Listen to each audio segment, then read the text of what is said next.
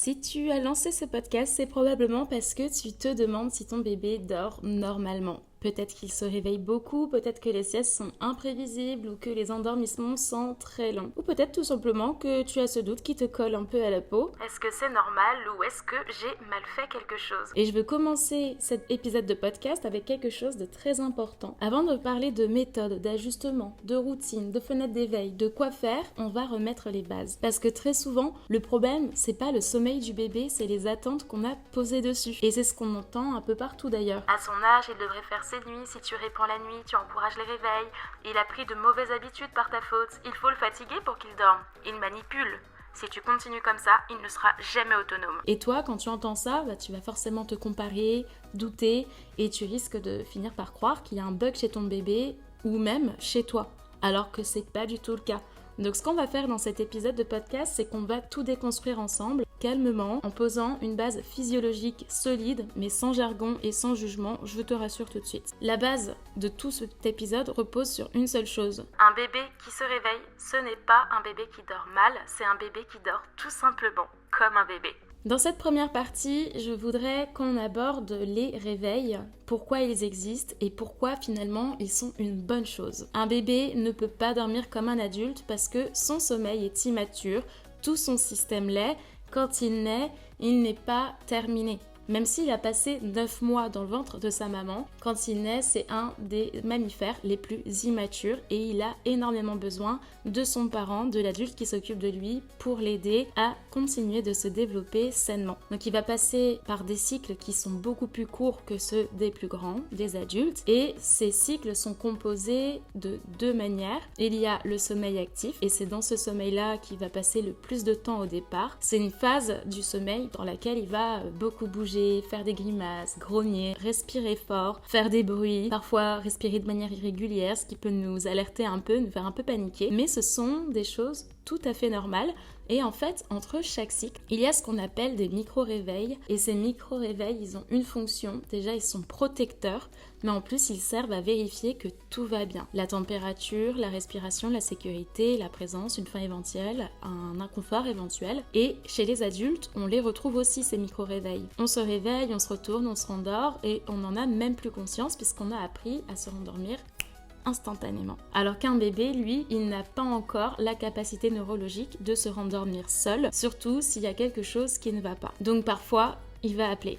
Et c'est pas pour manipuler, c'est pas pour tester, c'est pas pour faire des caprices, c'est pas parce qu'il s'est endormi dans tes bras et qu'il doit absolument retourner dans tes bras, c'est vraiment purement physiologique parce que son cerveau est juste immature et il a besoin de régulation. Et la régulation, elle passe par son parent ou l'adulte qui s'occupe de lui. C'est biologique et pas une question de mauvaises habitudes, de mauvais apprentissage. D'ailleurs, le sommeil n'est pas un apprentissage mais une acquisition qui se fait naturellement au fil des mois qui passent. Et j'insiste vraiment, le réveil, c'est pas une erreur du système de ton bébé. C'est vraiment normal. C'est un mécanisme de protection et il est même très nécessaire parce qu'il va en parallèle permettre, si tu allaites, de maintenir une bonne lactation, mais aussi prévenir de la mort inattendue, subite du nourrisson. Donc, un bébé qui va se réveiller, ça va être parce que son cycle se termine, il change de phase de sommeil, son cerveau scanne son environnement, où il a besoin de régulation, il a faim, où il a un inconfort,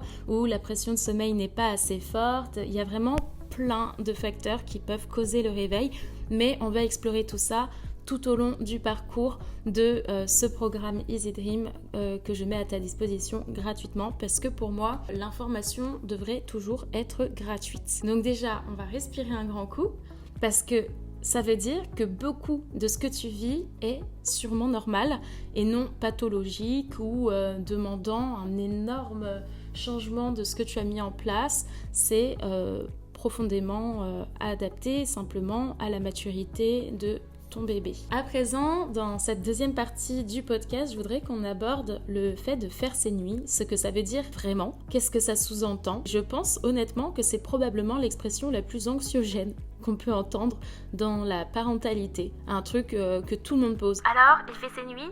Mais concrètement, ça veut dire quoi faire ses nuits ? Parce que pour certains, ça voudra dire dormir 6 heures d'affilée, pour d'autres 8 heures d'affilée, et pour d'autres 12 heures sans aucun réveil. Donc déjà, On n'est même pas d'accord sur la définition de faire ses nuits. Et dans beaucoup d'études qui sont disponibles aujourd'hui dans la littérature scientifique, faire ses nuits, ça va surtout correspondre à 5 ou 6 heures consécutives et non pas 12, pas 10, pas 8. Donc si ton bébé fait une tranche de 5-6 heures, il y a plein d'endroits où on considérerait que oui, il fait ses nuits. Ensuite, tous les bébés n'atteignent pas ça au même âge. Et ça, il faut vraiment le garder en tête. Chaque bébé est unique, évolue à son propre rythme et il ne faut pas chercher à tout prix à le faire dormir, mais simplement accompagner son sommeil progressivement selon ses capacités qui lui sont propres. Donc certains vont y arriver dès la naissance, d'autres à 3 mois, d'autres à 8 mois et d'autres peuvent encore se réveiller à 10 ou 12 mois. Et dans énormément de cas, c'est physiologique parce qu'une chose est sûre, le sommeil ne devient pas celui d'un adulte du jour au lendemain. Surtout qu'il y a énormément de choses dans le développement du bébé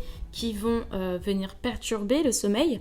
Par exemple, un bébé qui dormait très très bien au départ peut tout à coup se mettre à se réveiller, que ce soit avec la régression des 4 mois, qui est en réalité une maturation, mais pareil, ça on en parlera un peu plus tard, mais aussi une poussée dentaire, un rhume, un nez bouché. Il y a plein de choses qui peuvent venir interférer sur les nuits de ton bébé. D'autre part, au départ, le rythme de ton bébé est ultradien, il ne fait pas la différence entre le jour et la nuit, et le rythme circadien, celui que nous on a en tant qu'adultes, se met en place très progressivement. Le système nerveux il va vraiment maturer de jour en jour, comme la digestion, qui d'ailleurs, elle aussi, peut venir littéralement impacter le sommeil. Donc si ton bébé ne fait, entre guillemets, pas ses nuits selon les standards qu'on t'a vendus, ça veut pas du tout dire qu'il y a un problème, ça veut juste dire qu'il est en train de grandir tout à fait normalement, tout à fait sainement. Et ça, c'est hyper important à garder en tête.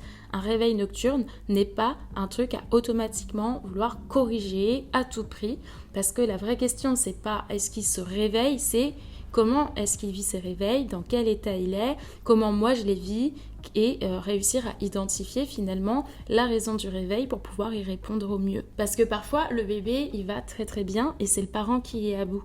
Et là, oui, on va chercher des ajustements, mais toujours sans pression et en observant le bébé. L'idée c'est vraiment de respecter ses besoins et de lui apporter ce pourquoi il s'est réveillé en fait. À présent, je te propose une troisième partie à ce podcast, ça va être sur la thématique de la variabilité interbébé. Parce que oui, tous les bébés ne sont pas identiques et se comparer, ça fait vraiment du mal. Ça, j'aimerais vraiment que tu l'entendes. Les besoins en sommeil vont énormément varier. À âge égal, certains ont besoin de 12 heures de sommeil total sur 24 heures, d'autres 12, 15, 16, 20, peu importe. Certains sont très sensibles au bruit, certains sont très toniques, certains ont un système nerveux très réactif, d'autres ont besoin de beaucoup de proximité. Et c'est pas une question de bonne éducation, de mauvaises habitudes ou quoi que ce soit, encore une fois. C'est souvent une question simplement de tempérament, de maturation et de physiologie. Comparer un bébé à celui d'une amie, à celui du compte Instagram que tu suis ou au modèle idéal que tu t'étais fait dans ta tête,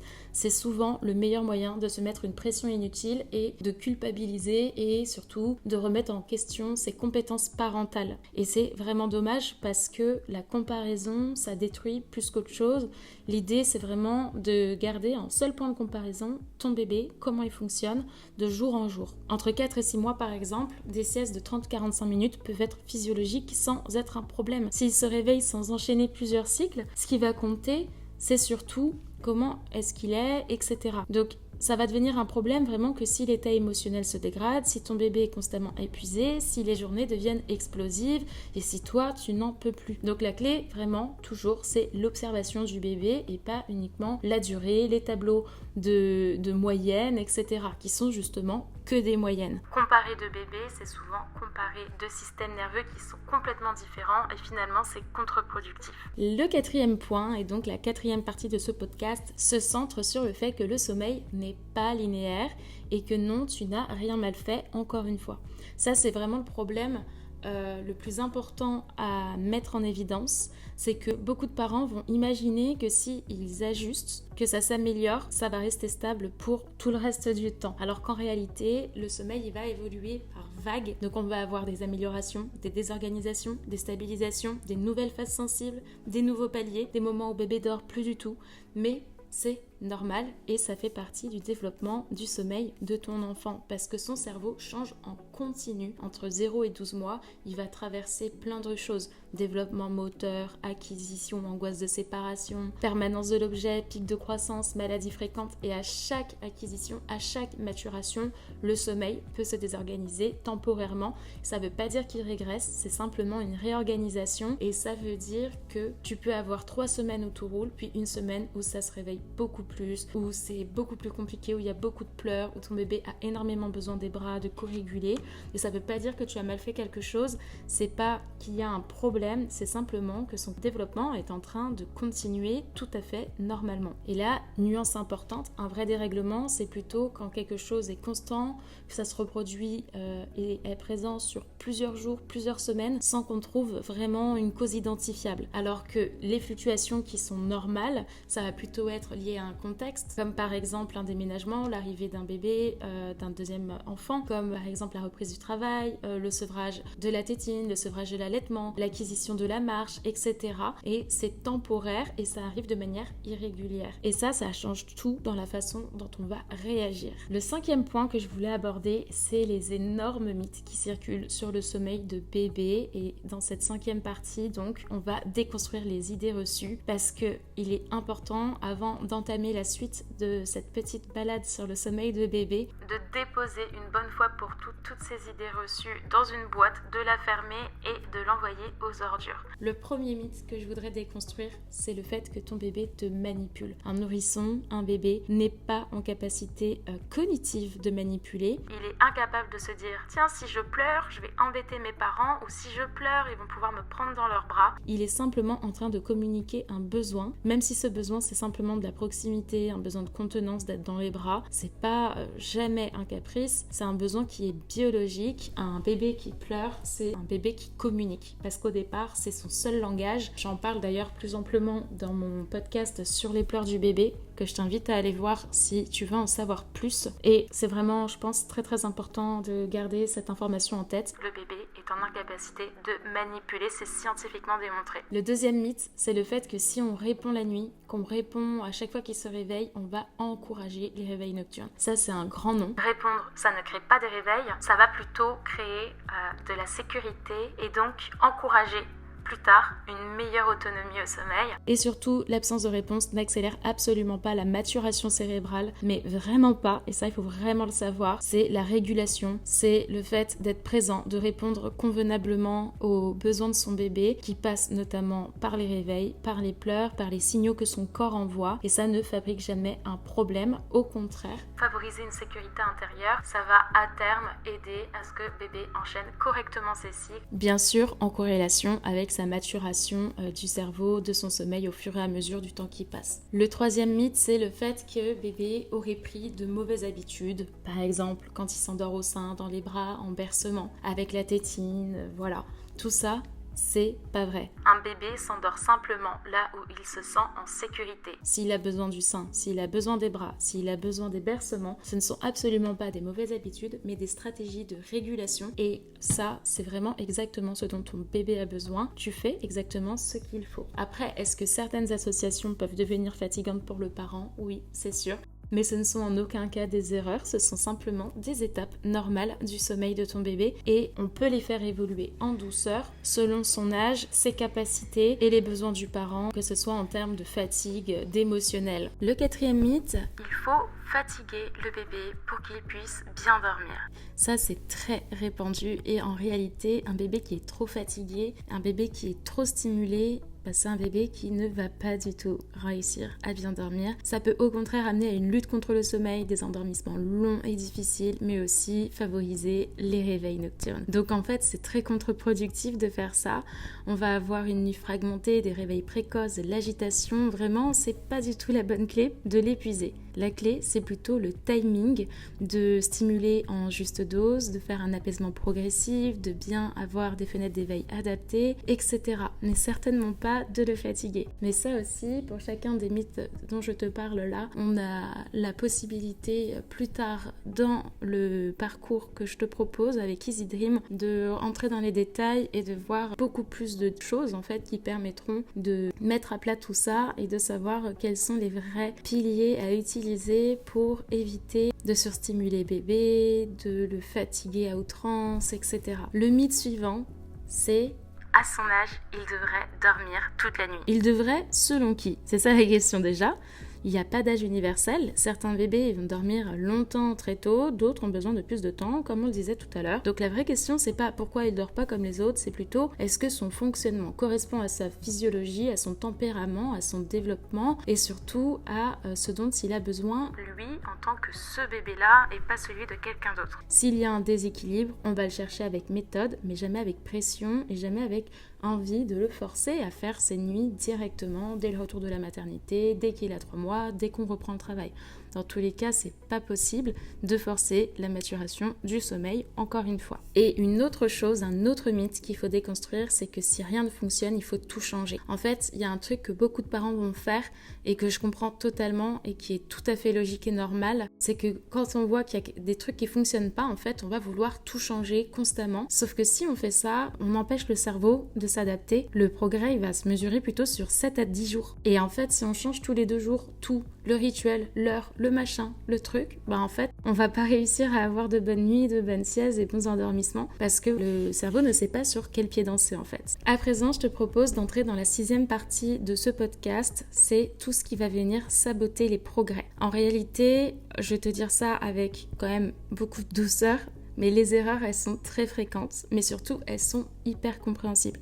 Parce qu'en fait, on va être très fatigué déjà, on va chercher des solutions qui sont rapides et surtout, on va ouvrir Instagram, on va ouvrir TikTok, on va taper sur Google, on va demander à ChatGPT, voilà, et on va se retrouver avec un flot d'informations contradictoires. Mais ce qui va surtout saboter le progrès, c'est tout ce qu'on vient de dire. Donc, tout changer d'un coup, ajuster tous les 2 jours puis abandonner, allonger les fenêtres d'éveil pour qu'il dorme mieux, coucher trop tard en pensant qu'il sera plus fatigué et qu'il dormira plus longtemps le matin, modifier l'heure de coucher tous les soirs, introduire de nouvelles habitudes en pleine phase sensible, multiplier les conseils contradictoires, chercher à tout prix à vouloir faire dormir, vouloir entraîner au sommeil, chercher l'autonomie à tout prix avant la sécurité émotionnelle. Le sommeil, vraiment, c'est quelque chose qui se construit, qui ne se force pas. Et ça, c'est très important à garder en tête si on veut un sommeil qui, sur la durée, tient quand même très bien avec de bonnes habitudes, de bonnes horaires, etc. Des bonnes nuits de sommeil surtout. Et c'est pour ça que j'ai décidé de créer ce podcast pour t'aider à mieux comprendre, éviter les pièges classiques et mettre en place des choses qui fonctionnent vraiment, qui sont physiologiques, qui correspondent d'ailleurs aux recommandations à jour de 2026, mais surtout à la quantité astronomique de références scientifiques qui sont basées donc sur des études des 40 dernières années. C'est très important de faire selon ce qui est actuellement disponible parce que oui, on peut se dire oui, mais avant c'était pas comme ça et ça marchait très bien. Mais sauf qu'aujourd'hui justement, on a du recul, on a plus d'outils, on a plus de connaissances et c'est important de s'en servir plutôt que de rester dans un moule qui finalement n'est plus adapté et d'offrir à son enfant la possibilité de recevoir un traitement plus adapté et donc l'aider à maturer son sommeil tout en douceur. Ce que tu dois retenir de ce podcast, c'est que ton bébé ne dort pas mal, il est simplement en plein développement. La première année, le sommeil est simplement neurologiquement immature, les fluctuations sont tout à fait normales, l'autonomie ne se crée pas, elle s'accompagne, la régulation, elle se co-construit et la stabilité prime sur la performance. Donc tu n'as rien raté, tu n'as rien mal fait, tu n'as pas donné de mauvaises habitudes, tu n'es pas un mauvais parent incapable, tu es un parent qui est face à un petit être immature et tu es en train d'accompagner un cerveau qui est en pleine construction. D'ailleurs, fun fact, est-ce que tu savais